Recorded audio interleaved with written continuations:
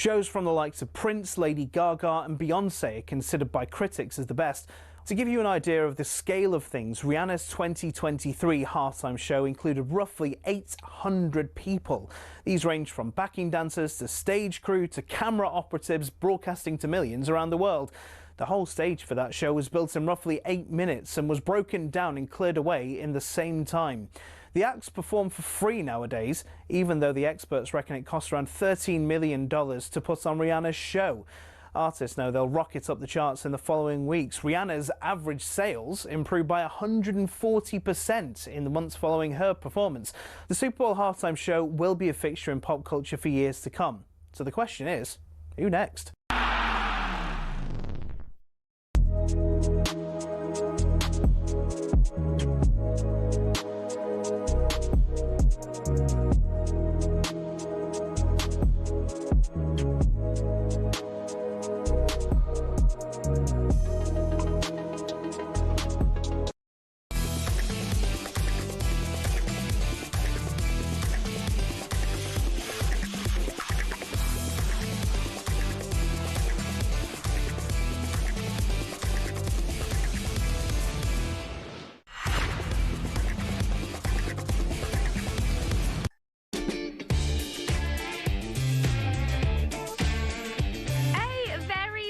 Good morning. This is Early Sports Breakfast here on talkSPORT. I'm Olivia Buzaglo.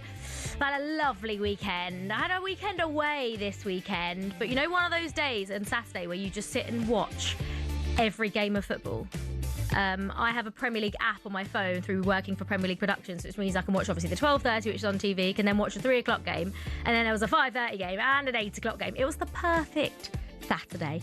We are building up the talkSPORT breakfast at 6 a.m. this morning with Jeff Stelling and Ali McCoy. So Nick is still with me in the studio. Nick, what have we got going on over the next hour? Well, we'll start at the Etihad, of course. Pep's 1,000 game in charge as a manager. Couldn't have got any better, really. Liverpool have now lost 5 Premier League games. Is their title defence officially over? I know it sounds early to ask that, but there's a good reason why.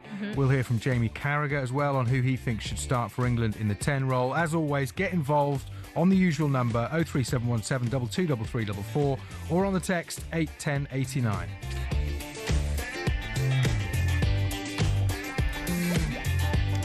Oh, it was a good weekend of Premier League football, Nick.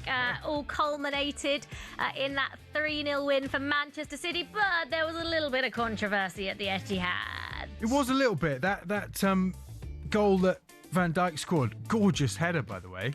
Not as good as Dan Burns in the Champions League, by the way. Well, that's true. Unbelievable, but still a great header, and a goal should have been given. It really should, right? Yeah. Because if Andy Robertson was at the back post, basically ducked underneath it. It wasn't really in Donnarumma's eye line, was he? If you're interfering with an opponent, the rules state you have to either be preventing them from playing or being able to play the ball by clearly obstructing the opponent's line of vision. That didn't happen. Challenging an opponent for the ball. That didn't happen. Clearly attempting to play the ball. That didn't happen. Making an obvious action which clearly impacts on the ability of an opponent to play the ball. I don't think that happened either. All Robertson did was duck. I think the general consensus is that it should have been a goal. But I think from a goalkeeper's perspective, Donnarumma, is he anticipating that Robertson might do something? I suppose he could be thinking maybe he might get a touch. That's the only tiny thing I can think of. But he doesn't go towards the ball. No, he just ducks. But I suppose making that movement, it should have been a goal. I think most people think it should have been a goal, and I think obviously, It wouldn't have changed anything. Well, but it would have been 1-1. Yeah. So actually the game might have changed and Liverpool might have had the momentum. You never know. Obviously, City were far and away the better team, by the way. And I think I saw someone on X say, these both things can be true. If it goes 1-1, it can change the game, but also City were the better side and did deserve to win. I don't think I saw anything that and Slot admitted it himself. He said, look, it wouldn't have changed the game. He said it himself. Yeah. Liverpool just looked a little bit shoddy at the back. And also, again, down their right-hand side, Salah's not tracking back enough. Yeah. Nico O'Reilly, by the way. Unbelievable. England's best left-back right now. He's not even a left-back. I don't know what he is, but he's unbelievable. Yeah. Every time I've watched him, I've been so impressed. Couple of sort of poor shots at the end, but really he got in so much space. Great crossing.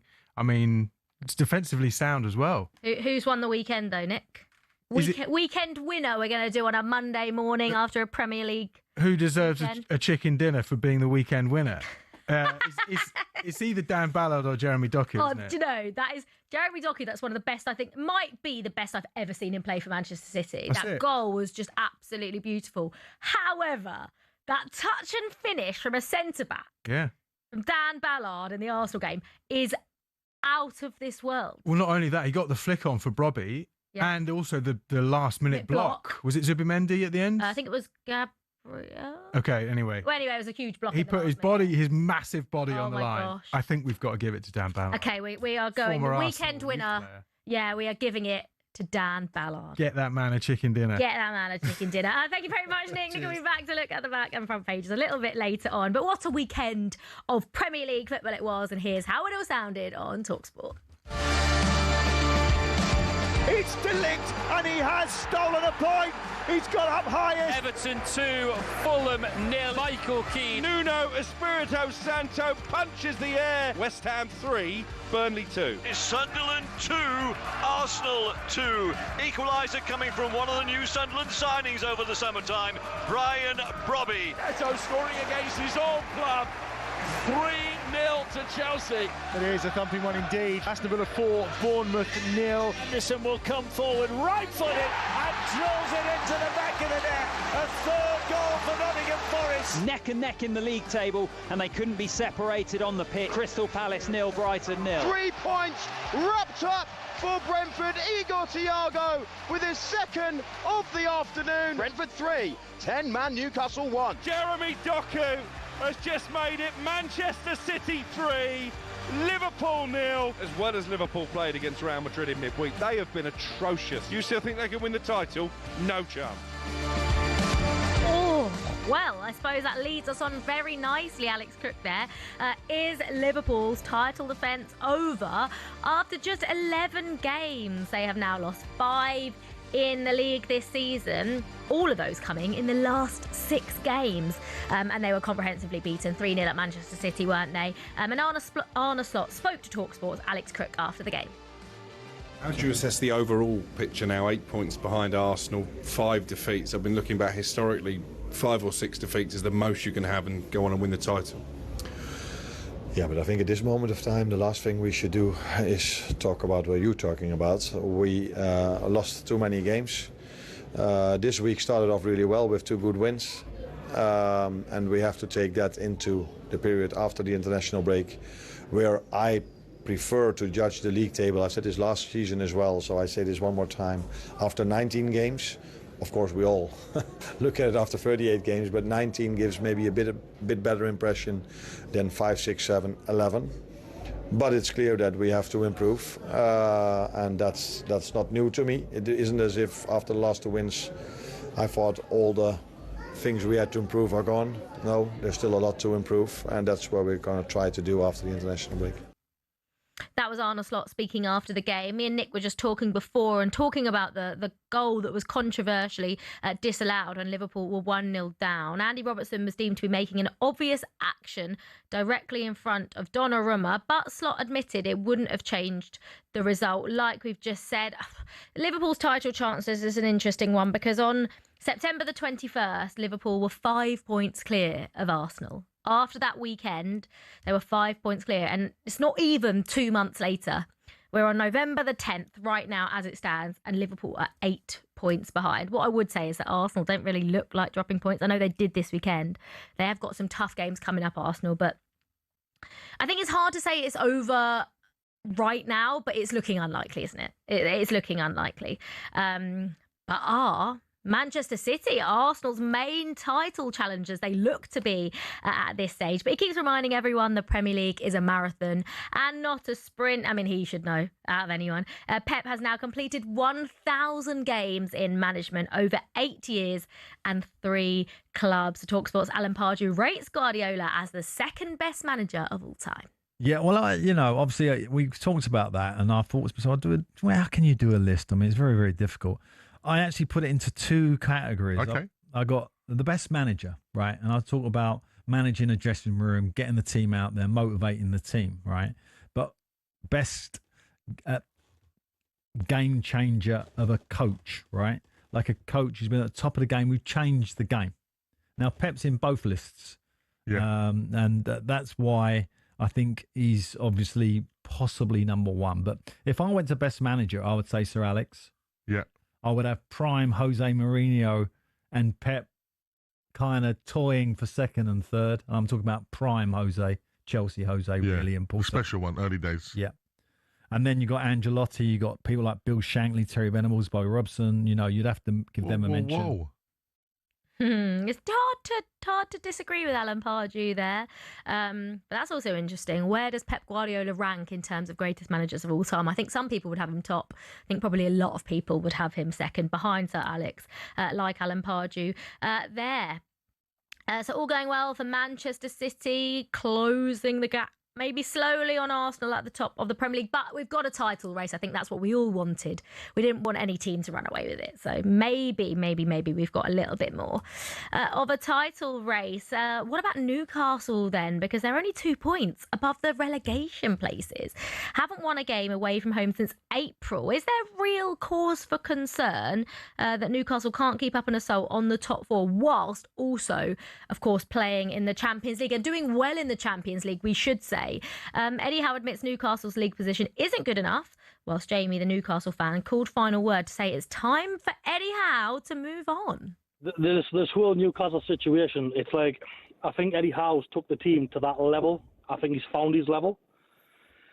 He's struggling massively at the minute, I think, in every aspect of the game. It's horrible to say that because I love Eddie Howe, but look at the teams what's had these ownerships. He's took the team to that level, and I think he's found his place.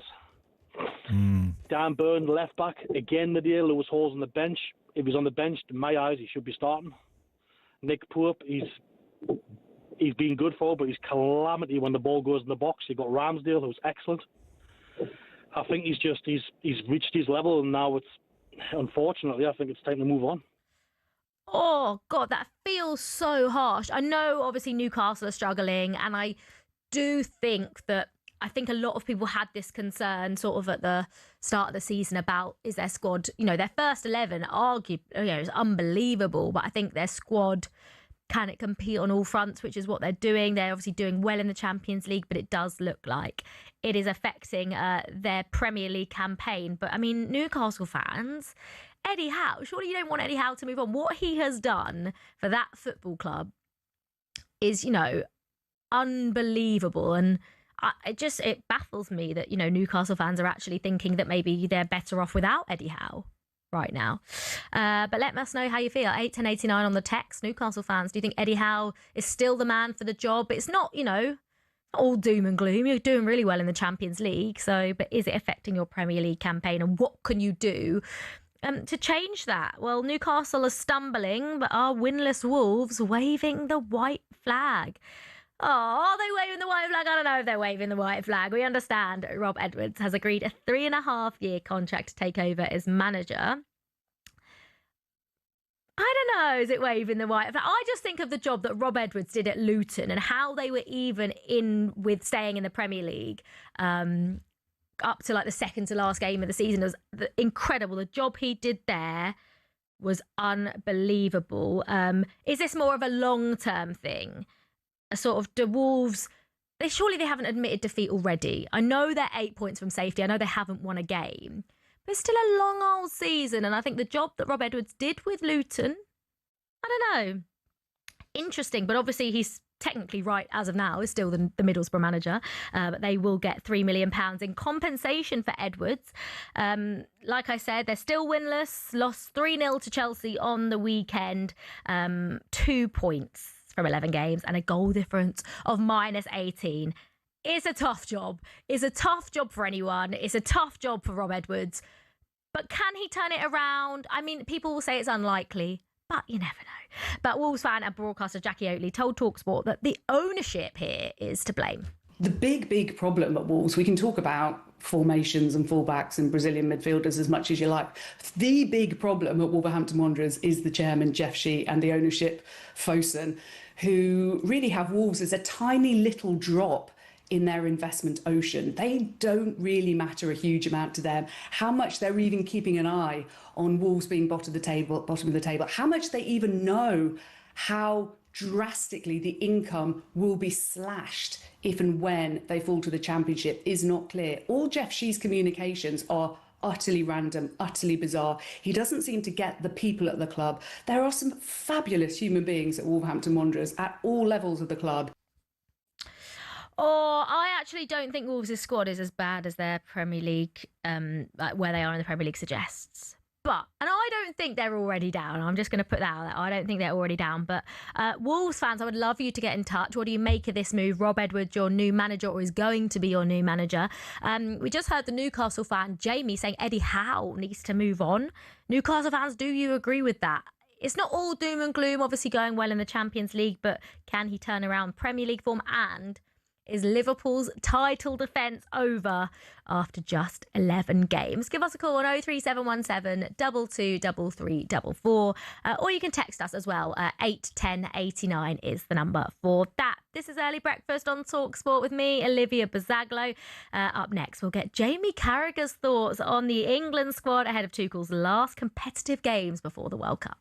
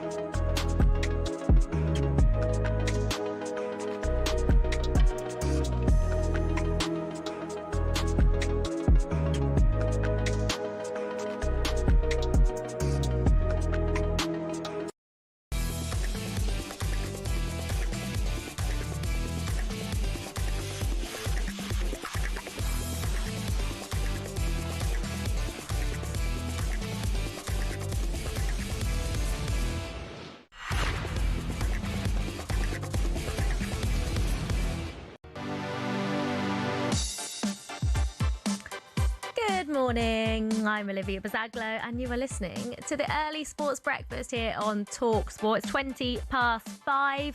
We're building up to talkSPORT Breakfast with Jeff Stelling and Ali McCoys, and they've got a very special guest as well because Everton manager David Moyes joins them today. Are we looking ahead to the start of their new era at Hill Dickinson? They obviously got a good win on the weekend against Fulham. So yeah, David Moyes will be joining, so make sure you keep an, I suppose, ear out or an eye out if you're watching for that. Right, some of your headlines this Monday morning. Britain's Lando Norris has taken another step towards the Formula One Drivers' Championship by extending his lead in the standings to 24 points. The McLaren driver won the Sao Paulo Grand Prix with his teammate Oscar Piastri finishing 5th after being given a penalty for causing a collision. Hearts' lead at the top of the Scottish Premiership is down to 7 points after they drew 1-1 at home to Dundee United. Nearest challenger Celtic thrashed Kilmarnock 4-0 to make it back-to-back wins. And Sean Dyche just told talkSPORT he was delighted with the fight shown by Nottingham Forest to come back from a goal down to beat Leeds 3-1 as Forest move a point from safety. Yeah, very pleased. Important game as they all are, but certainly this one because, just that little gap. We don't want to come too far disconnected. We know the challenge in front of us. We know the challenge with the fixture list.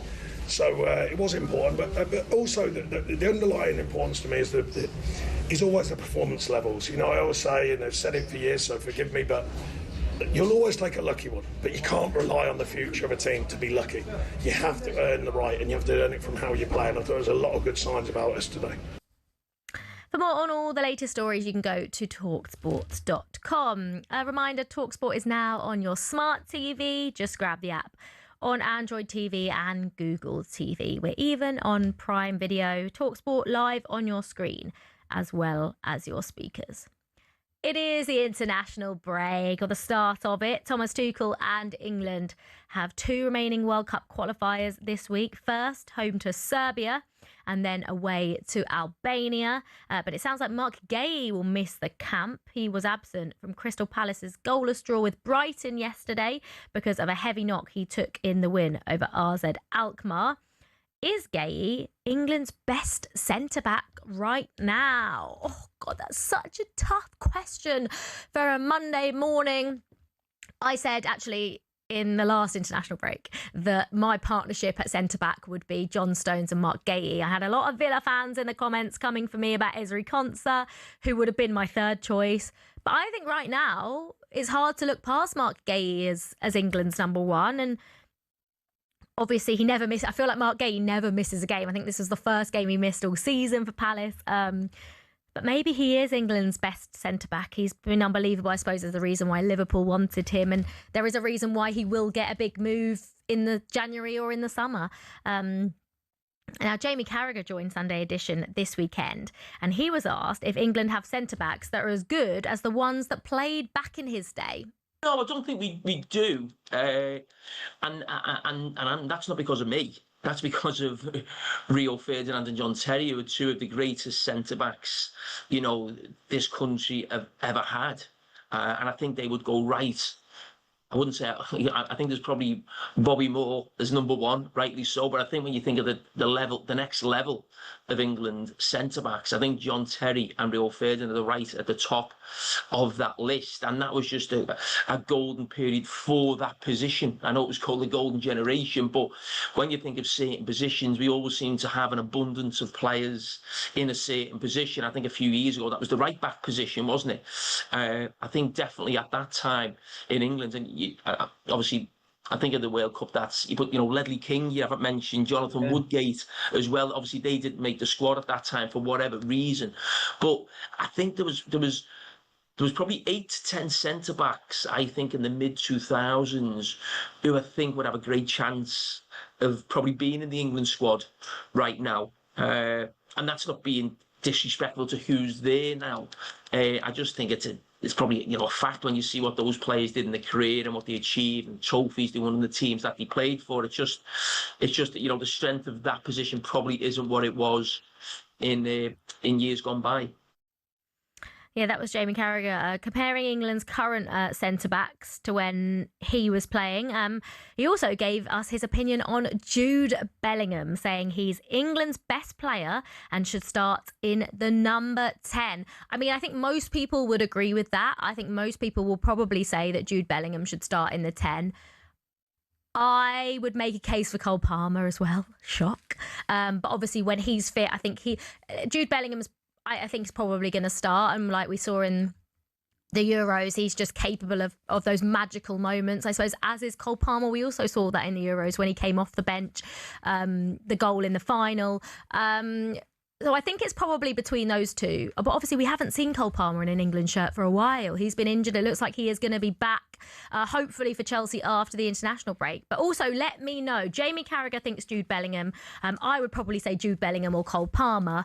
Who do you think should start in the number 10 for England? This is what we do during an international break. We get the debates going. We like talking about it. So, yeah, Jude Bellingham. Is it Cole Palmer? Is it Phil Foden? Let us know. Now, Mark Gay, like we said, is going to miss the England camp, as well as Nick Pope and Anthony Gordon. They're also expected to miss the qualifiers through injury. Remember, England against Serbia is live on talkSPORT this Thursday evening, and then we will have the game in Albania for you on Sunday afternoon. Right, time now to get into the back pages. Hello again, Nick. Hey, morning. How's it going? Yeah, all good. You okay? Yeah, I was just looking at this England team. Like, you know, there's a real opening on the left-hand side. So, obviously, Anthony Gordon maybe in pole position for that left wing forward, but maybe with Rashford. Yeah. And then left backs wide open. Nico O'Reilly's got into the squad. Miles Lewis-Skelly's obviously not there. He's been left out. He's going to struggle. I think because he's not playing, you know, Thomas Tuchel goes very heavy on form, but why was Danny Welbeck not picked? But yeah, Miles Lewis-Skelly's obviously struggling for game time at Arsenal right now, so it's not looking good.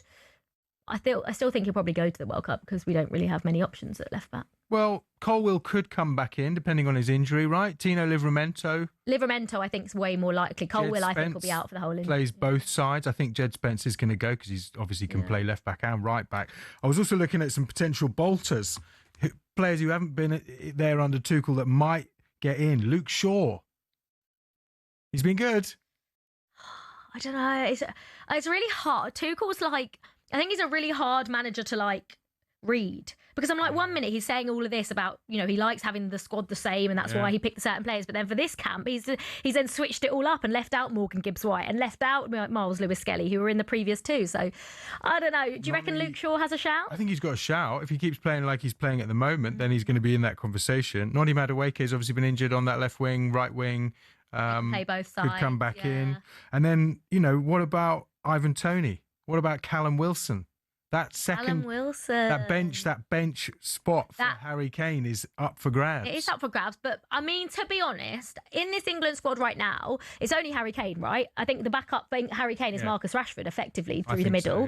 So, I mean, gutted. Me and Nick, when we found out that Danny Welbeck wasn't in the England squad. Dream's over. Dream was over. There was a lot of broken heart emojis in the chat, wasn't there? Well, from me anyway. It's all to play for. I mean, you know, Callum Wilson potentially with a shout. Ivan Toney maybe trying to come back here in January.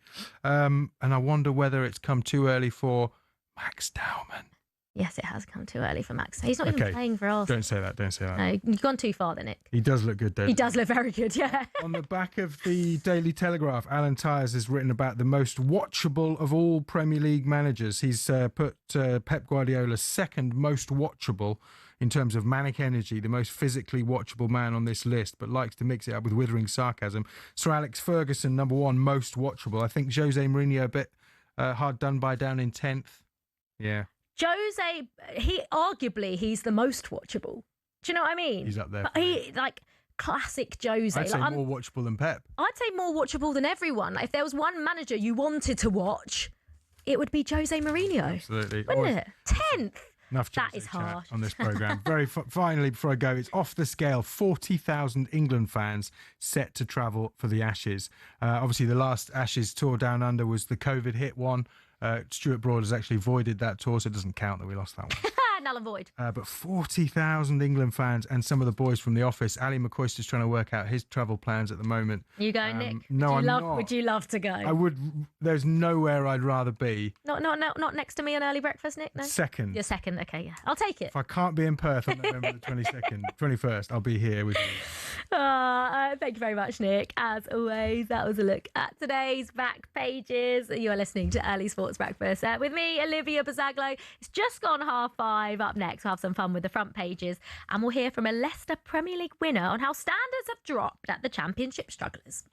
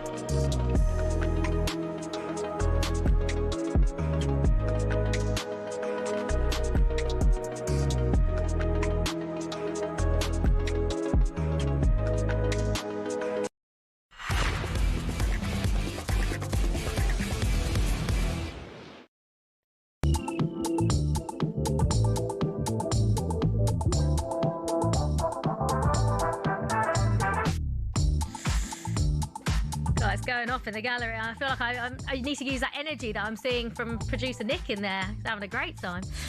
Good morning. I'm Olivia Buzaglo. You are listening to the Early Sports Breakfast here on talkSPORT. We are asking if Liverpool's title race is already over. They've lost 5 of their 11 games so far. Give us a call. 03717 223344 is the number to call, or you can text us as well. 81089. We're building up to talkSPORT Breakfast this morning from 6 a.m. with Jeff Selling and Ali McCoist. Some of the headlines you're waking up to then. World number 1, Luke Humphries produced a 9-dart checkout to beat Michael Smith at the Grand Slam of Darts. Defending champion Luke Littler secured his place in the knockout phase with a comfortable 5-2 win over Connor Scutt. Wales Rugby Union head coach Steve Tandy says he's energised by the challenge ahead, despite his first match in charge ending in defeat. They were beaten 52-28 by Argentina in Cardiff in what was a record win in the fixture for the Pumas. And Unai Emery's told talkSPORT he's really happy with Aston Villa and how they've recovered from a poor start to win 5 of their last 6 in the Premier League. Following a 4-0 hammering of Bournemouth, we asked Emery about Villa's lack of goals up until now. We need to score goals. We need to get the balance tactically and how the players have to play with their skills, with their enthusiasm, with their passion. And today I think is maybe the first match we did it clearly. Through it, to get the performance collectively and to stop the opponent is very important, and how we can transmit as well our supporter this energy, and how we can take the feedback of them to create here the atmosphere we create we will today.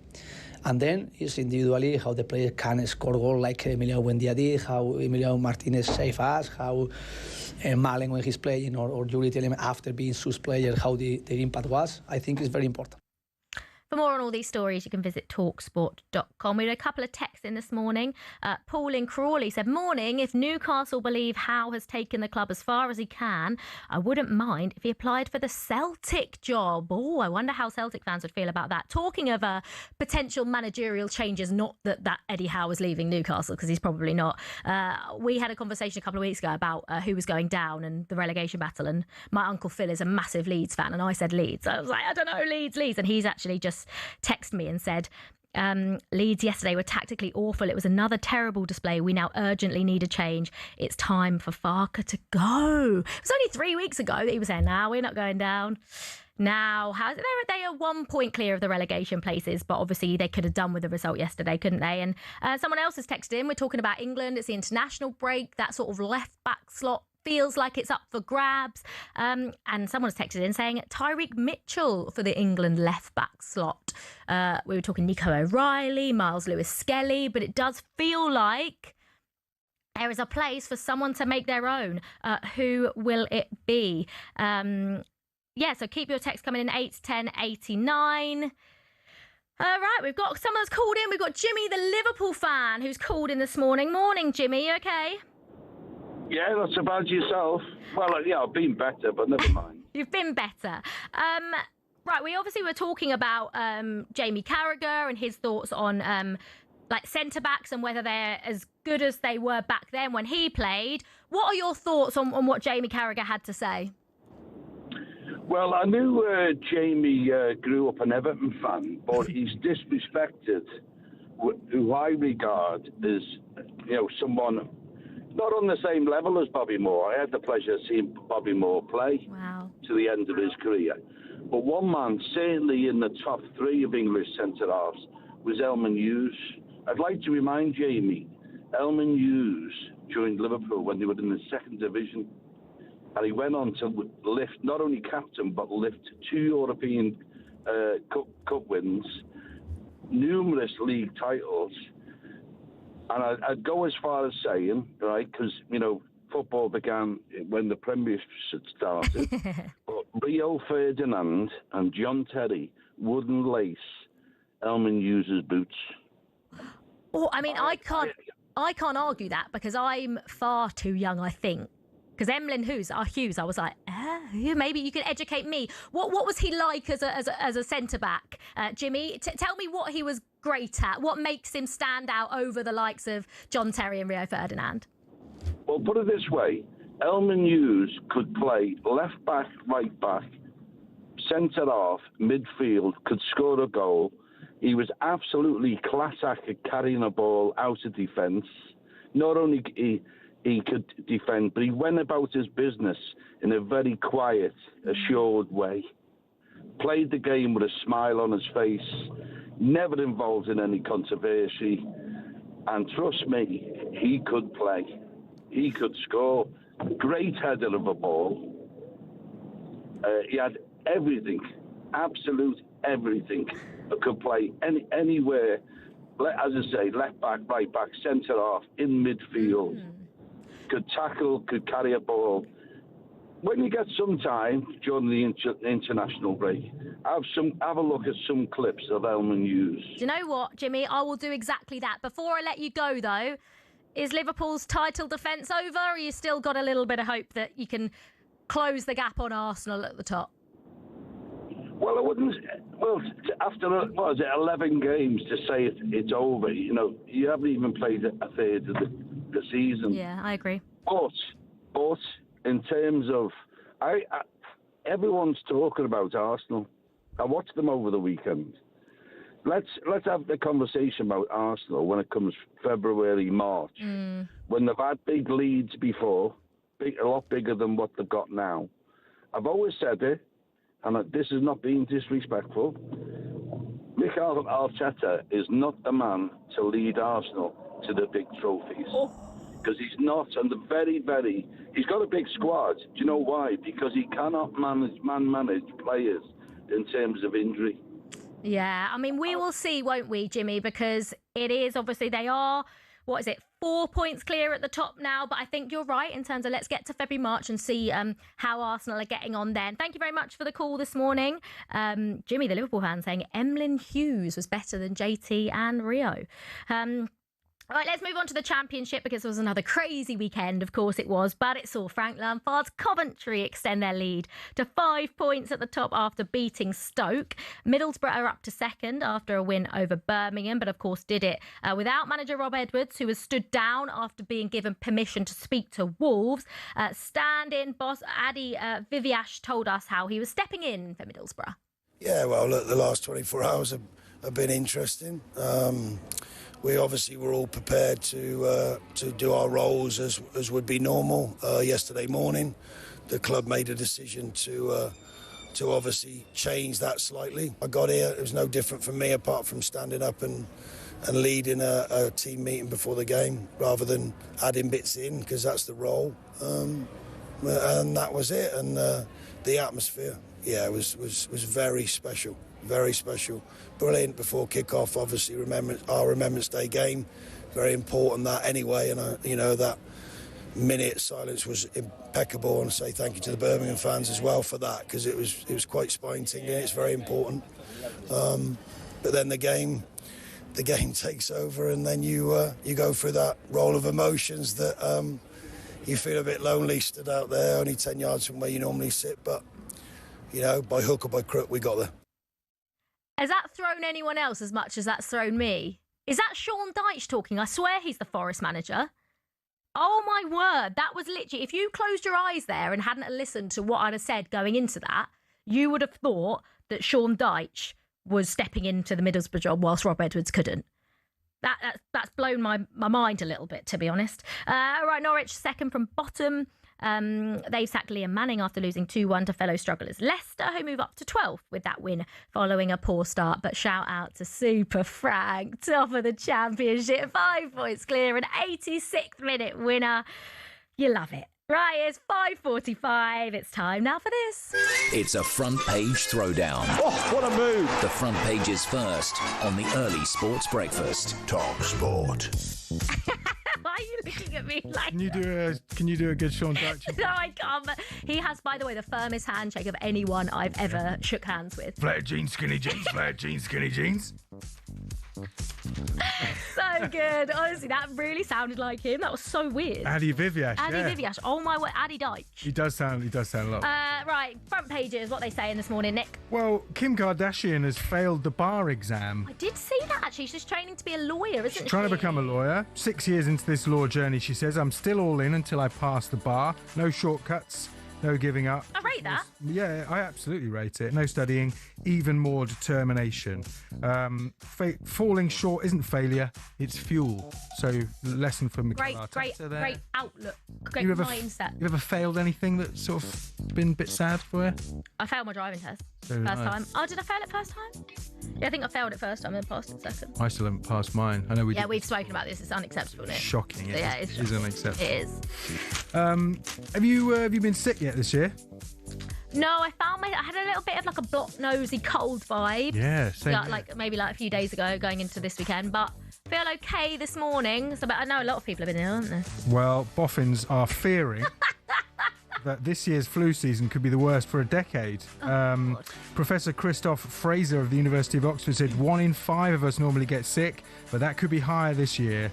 It's highly likely it's going to be a bad flu season, and it's going to happen quite soon. So it's just going to be when it gets cold, and it's going to get cold soon, and I'm just not here for it. This is usually the time I go on holiday, and I'm not, and it's made me sad. Well, I'll tell you what happens this time of year. Usually I'm a celeb. Oh, I love I'm a Celeb, but honestly... Got the lineup? One of my favourite programmes. I've watched it every year since I can remember, and I just love it. It is good fun. It's not something I watch that much. Kelly Brook is going to be on. Angry Ginge. Lisa Riley from Emmerdale. Angry Ginge telling everyone at the airport he's just booked a random flight to go on holiday. Of course you are, Ginge. He's not a baller league tonight either. Yeah, we know exactly. Where you are. Martin Kemp, apparently. I think Martin Kemp will do really well, actually. Of course he will. TV presenter Alex Scott. Nice. Jack Osborne. Who do you think out of those is going to be... Would you ever go on I'm a Celeb, Nick? Would I ever go on it? I don't know. I don't fancy the challenges. I'm so scared of spiders that I just love Ant and Dec. I think they are great. I think I'd rather do the dancing one. Oh, Strictly? Yeah. Would you? No, I think I'd rather do I'm a Celeb. Because then you'd end up with a skill at the end of it. Yeah, but I also I know it's quite weird, but I want to know what those weird, they got to eat the most outrageous things. Yeah. I want to know what they taste like. Well, I know it's disgusting. We can make that happen on Early Breakfast. No, only on I'm a Celeb. I'm not. Not a problem. Very quickly, Brits are set to spend £4 billion more over this year's Black Friday weekend than last year. Spending is set to reach almost $14 billion. When is Black Friday?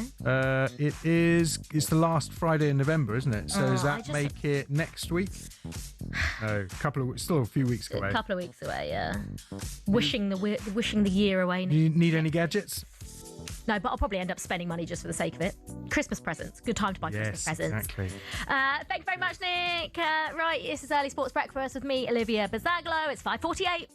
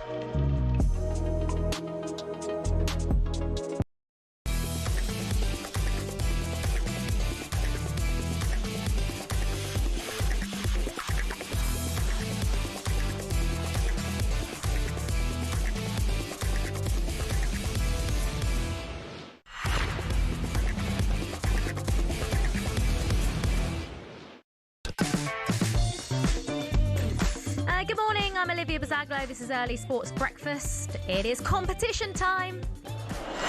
Get in the ring to win on talkSPORT. We've got a new prize up for grabs. We're giving you the chance to win 2 tickets to the rematch between Chris Eubank Jr. and Conor Benn at the Tottenham Hotspur Stadium on Saturday, the 15th of November. That's this Saturday. It includes a one-night stay at a 5-star hotel in London, plus £5,000 spending money. Listen up. Here's how to enter.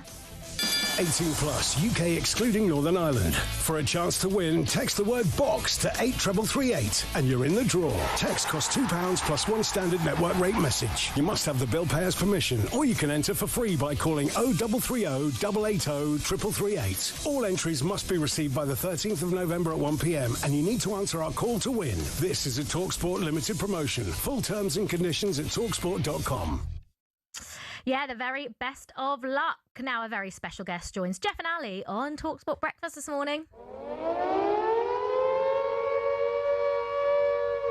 I wouldn't swap him for anyone, mate. He's the perfect man for the job. Gets the club, understands us, knows us. Corner that comes in from the Everton right-hand side. It is met at the near post by Michael Keane, and he flicks the deftest of headers. He proves players, he proves club. I just think he's a really, really good manager. Finally looking up the table again after looking over their shoulder for a few weeks. Everton 2, Fulham 0. From where we were a year ago compared to where we are now, it's big strides have been made. David Moyes is going to put resilience back into Everton. He's got lads in there now who will do what he wants, will understand the responsibility that they have playing for Everton.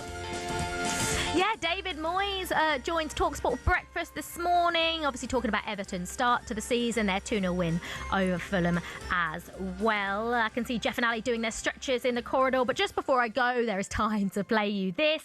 On Friday, Dean Saunders told Alan Brazil about his brush with reality TV fame. I went to the audition for Dancing on Ice. Did you? Yeah. Shut up, when? Yeah. When? I went for the audition. He's nimble on his feet, Dino. And it's a low... Triple cycle. It's a low cycle. point. Cycle. It's a low point in my career, Al.